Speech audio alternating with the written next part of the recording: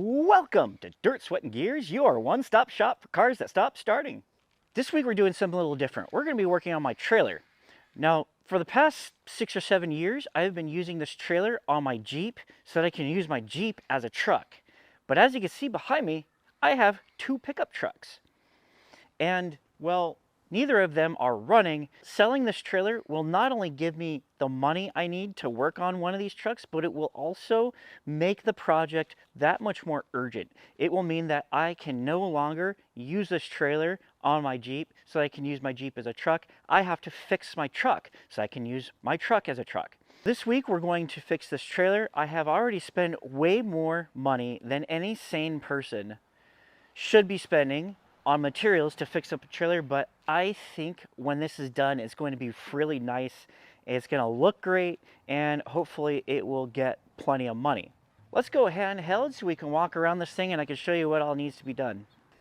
All right, so I've bathed myself in bug spray, and now we can walk around this trailer. I bought this thing in about 2016. Originally bought it so that I could have something to haul my motorcycle around on. And it's been great for that. I've also moved a couple of times. Obviously, I also used it for hauling materials and appliances for this project over here and for my Silmar project. So this has been a really great trailer. However, as you can see, it is just kind of fallen into disrepair. I have not really been keeping up on it aside from filling the tires and fixing it when I need it. These lights were just cheap trailer lights. I think I'm going to upgrade those. It's kind of sad. There is a lot of surface rust, but I think that will sand out pretty quickly. You can see there's a bit up there and just all along the frame. So the guy that built it just kind of spray painted it and didn't clear it or anything. So we're going to give it a proper sanding, and we're going to respray it with primer and paint and clear coat. It's all going to be rattle can, but I think it's going to come out nice. And then we're going to find a more reasonable place for that license plate. It's kind of weird looking there. I might drill some holes right in the middle and then just put it right dead center there. And lastly, we're going to work on the deck. So these boards I have added in. You can see one of them is a little warped. I don't think it's completely ruined. I think I can just flip that over and reseal it, and it'll be just fine. But yeah, that one does concern me just a little bit, but we'll see. Once we get it off, we'll see how it is. If it's completely split, we'll replace that one board. But the other ones just need to be sanded and restained, resealed. And I think they're going to go back together just fine. And underneath, I have already sprayed, I believe I sprayed rubberized undercoating or primer underneath. So I'm not terribly concerned about the rust underneath. I'm going to give it a refresh and we'll just see how it goes. First things first, we do need to get this trailer hooked up to the Jeep so that I can walk around on the deck and not have to worry about this thing flopping around while I'm working on it. And then I'm going to remove the chicken wire, because this was supposed to be a temporary solution to help someone move something. I forget why I put it on there, but I was in a situation where I had to stop things from sliding around. So we're just going to remove it, and we're going to leave it just as is. New owner can do whatever they want with it. And then once we've done all that, I'm going to clean up the wiring. I can use the exact same wiring. I just need to get some conduit and drill some holes, zip tie it, and just really make this thing look a little more professional. It's straight embarrassing, and I wouldn't ever dare sell it as is. So the chicken wire is pulled out, the decking is pulled off, and we have learned some things. Let's go take a look. So the first thing I noticed here is that these frame rails are boxed. They are fully tubular boxed frame rails. So while that does make it a lot stronger, there are 2 things that I've noticed. The first thing being that I have to completely rethink how I mount these boards to the frame, because I had assumed that they were open frame, just like over here, but they're not. So I was going to run screws straight down through and then just, run it up, bolt it up from underneath. But that is not going to work here. So this means I have to rethink my mounting solution for the boards. Maybe I just go back to using long tech screws. Maybe I can find one with a better thread on it that will hold into the frame better. Maybe I'll just do that. But the solution that I have is not going to work, so I have to rethink it. So another thing we've noticed about this frame is that being a box frame, it also seems to be lacking drain holes. So this is full of water. It's really hard to see on camera, but if you get the light just right, you can see the reflection of water inside this frame. So I have to drill some holes to drain this water out. And those holes, I'll just leave them. I'll paint them so that they don't continue to rust. And that's as good as it's going to get. Something like this is going to take decades to rust out. So I'm not terribly worried about the water inside the frame as long as I get it out. And because I was driving with this thing for so long, I don't think it's been filled with water for very long. We just had a couple of really big storms, and that's probably how it filled up. Because prior to that, I was driving with this thing weekly, so any water that was in it would have been shaken out. So that's good progress. We did learn a lot. I have to continue cleaning up this frame, though, and that's going to mean moving all of this stuff out, hitting it with a leaf blower, sanding it down, drilling some drain holes, and then I should be able to start repriming this.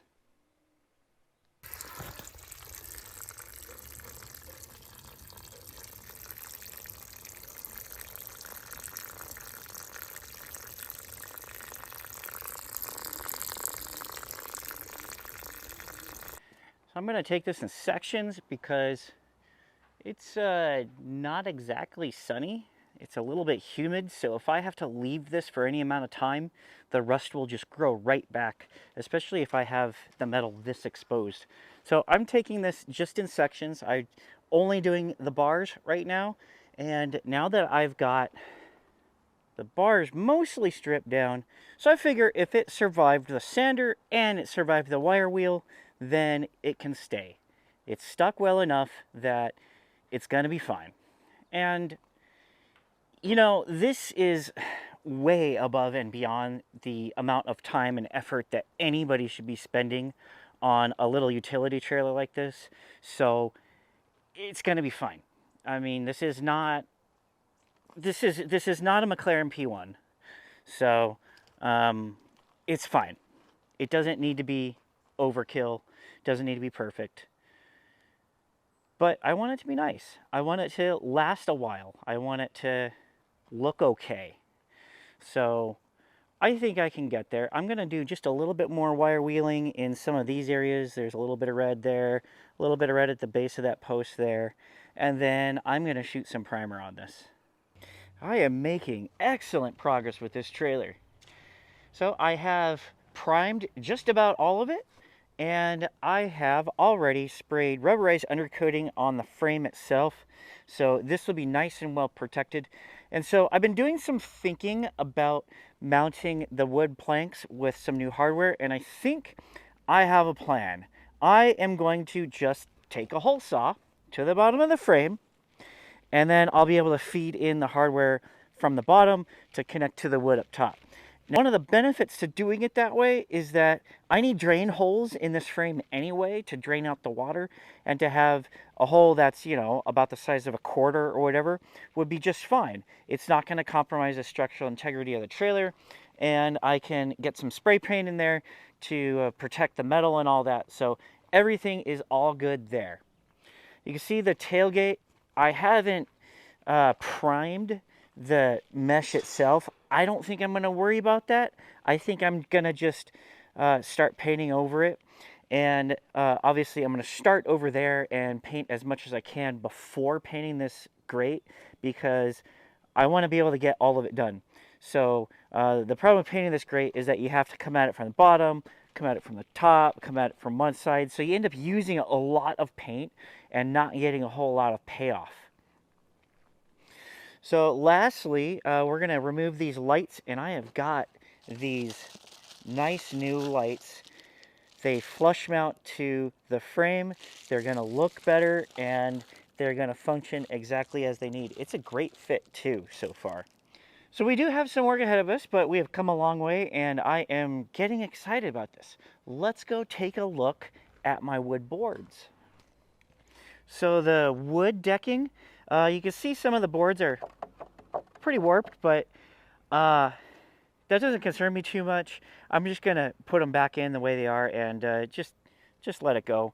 I can probably undo some of that flexing by, it is gonna be hot, so if I just do it on a hot day, I should be able to get these tightened down a bit on this side. Maybe I'll add a couple of mounting points there over here. But you see, I've sanded it down. I didn't want to remove too much of the patina that had grown from sitting in the sun for all this time because it kind of looks pretty cool. But I did need to remove the sealer that was on the other side. You see, I still have it sealed up on this side. This side was the underneath, and you see I've got some overspray. I don't know if I'm gonna sand this down on this side. I'm probably just going to, I may even use rubberized undercoating, just spray it on this side so that it's nice and protected underneath. But once I get done with the trailer, that's the next thing I'm going to do is stain these, put some new stain, and then I've got oil-based polyurethane that I can finish them up with. So they'll be nice and well protected, and I'm not really concerned about the crack down this board. I don't see it. I mean, it does separate, but if I add enough hardware to it, it's not going to go anywhere. I may put this board on one of the edges, just so that if you're like bringing up a motorcycle or something, you can bring it up a nice straight piece. This is probably the worst piece, but I am not going to replace it because wood is very expensive post-COVID, and that's like, $100 board right there. This is starting to really come together. So with the frame rails, I decided to use a hole saw to cut a hole in the bottom of the frame rails. See if we can get a look down there. You see there's a few holes down there. Those are very, very scientifically cut using my hole saw there. And the next challenge was to feed on the bolt into, or actually the nut onto the bolt. So I put the bolt up top coming down. Now let's go take a look at the hardware over here. Just step into my office. And so the idea was that I was going to feed the bolt up from the top down. And the main reason is because if it all ever came undone, I didn't want the bolt to come flying out underneath the trailer and hitting a car or something. If it comes undone, a nut and a washer is going to do a whole lot less damage than a bolt and a washer and another bolt. So, the next challenge,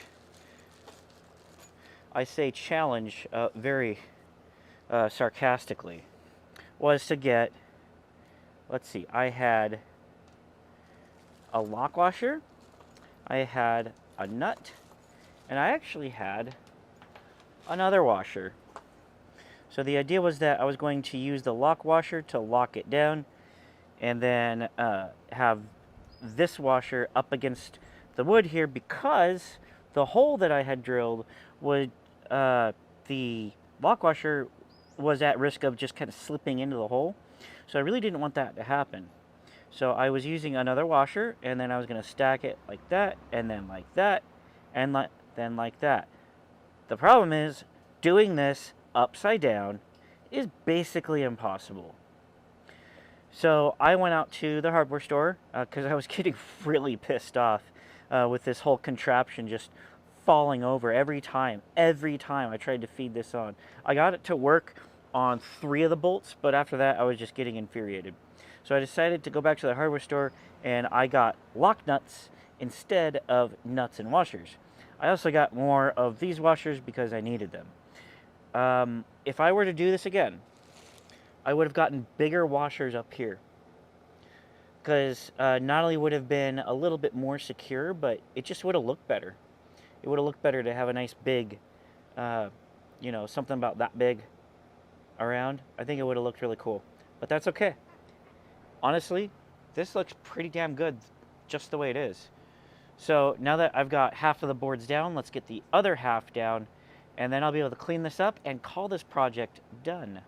Well, actually, no, I won't be able to call this project done because I still have to paint that grate back there, and I'm going to do another round of touch-ups and clear coats once I'm done because I've been scratching it up. And, well, I'm going to scratch it up eventually anyway because I'm going to use it, but I do want to take a picture of it looking good before I do that.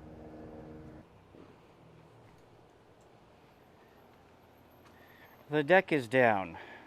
So as you can see, the right one is pretty split, but I don't really care. Lumber is so expensive that I'm just gonna wait until this is unusable. But in the meantime, it is plenty usable. I mean, this is 2 by 12, but it's really strong. So this is gonna hold up just fine, even though it's split down the middle. If I really feel like it, I might add more hardware to the end here against this frame rail, but I don't think I have to. And I also don't want to because that frame rail is actually a little bit extra thick. So it's going to be harder to drill through, harder to get anything mounted down. So I'm not going to worry about it. And honestly, if aesthetics is your concern, then you don't need a utility trailer. You're looking for something else.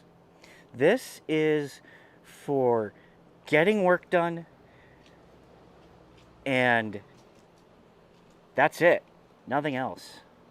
This is going to get work done. And when it's not getting work done, it actually looks pretty decent. So I do have to do another pass of clear coat, but I'm going to do that after I have finished painting the tailgate here. So I've got the tailgate, and then I've got some touch-ups along here and along the back over there, and just a couple of various things here and there. But in the meantime, let's get this thing out from under the tree because it's going to be that much harder to keep clean if I leave it here. So I'm going to take it back out to the wasteland where it will not collect as many leaves. And then once I get more paint, we're going to finish this up. Here is the trailer. It is completely painted. You see I have a little bit of overspray on the tires. I got to clean up the wheels. And it has rained, and so far the deck is holding up beautifully in the rain. It just looks so, so good. This looks like a much more expensive trailer than I paid for. That's for damn sure. You see here, I still have to wire up the new tail lights, and it's a little bit of a bummer. The tail lights that I got hang down just a little bit underneath the frame, but it is only this plastic surround here that is hanging off underneath. The light itself is, well, it's close enough. It's good enough. And so it'll hold on with those 3 bolts just fine. So next up, I just need to wire it all up. Let's go take a look at the wiring because there's a bit to do here. So this is the input to the trailer. It connects to the output from the back of the Jeep. And I'm doing this in sections. So this part will be fixed to the trailer and it will just kind of hang around, and there will be a length of this that has a little bit of slack so that I can connect it to really any vehicle. And then somewhere around here, it's going to connect to the frame and connect into the connectors that I have here that will run the length of the frame, and then we're going to have another set of connectors on the lights themselves. So right here is where it will split off and start to go down the length of the frame to each side of the trailer. And so this is the wire itself. You can see it's kind of a jumbled mess right now, and there's a few spots that need to be kind of looked at, checked over, and repaired if necessary. this entire wire was left out in the sun, in the elements, just kind of completely exposed and just hanging out on the deck of the trailer. So I need to maybe do a little bit of repair work, but definitely need to put this in conduit. And I have plenty of conduit laying around. There's some there, but I have a bag of 100 feet worth of conduit. So I'll be able to do both sides of this no problem whatsoever. And I'm considering running this inside a single conduit down the center of the trailer and then splitting it off in the back. I haven't quite yet decided where I'm going to run these wires, or I could just run both of them kind of along the side of the trailer, but that kind of seems like it'd be a waste of conduit at that point. Here it is, the finished product. So I have completed wiring it up. I first ran the conduits at the top of the frame and realized that looked pretty heinous. And in an ideal world, I would have run the wires down the center and drilled holes through the frame and run grommets and all that stuff. But this isn't an ideal world, and I did not do that. So this is the next best thing. You see some zip ties along the side of the frame there, but you know what? It's a utility trailer. It's supposed to be utilitarian, and there is nothing more utilitarian than seeing zip ties. So I am really good with this, actually. This came out a lot better than I thought it would. There's the two connections running up to the main harness off of the vehicle. So you see here, I still got a little bit of cleanup to do, but again, I really don't think I care that much. I'm gonna put this right back into service now that I'm done with it. Planning to use it to get an engine for the pickup over there.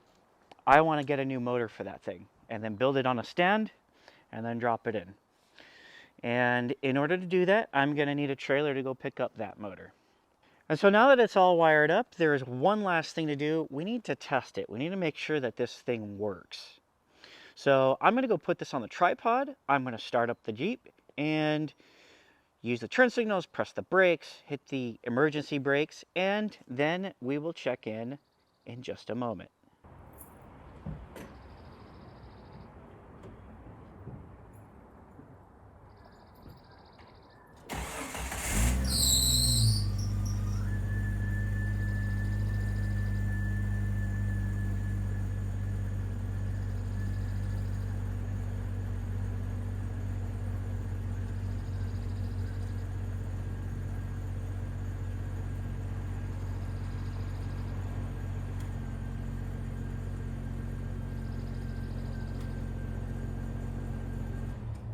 So the turn signals work, the hazard lights work, but if you notice, we didn't have any brake lights.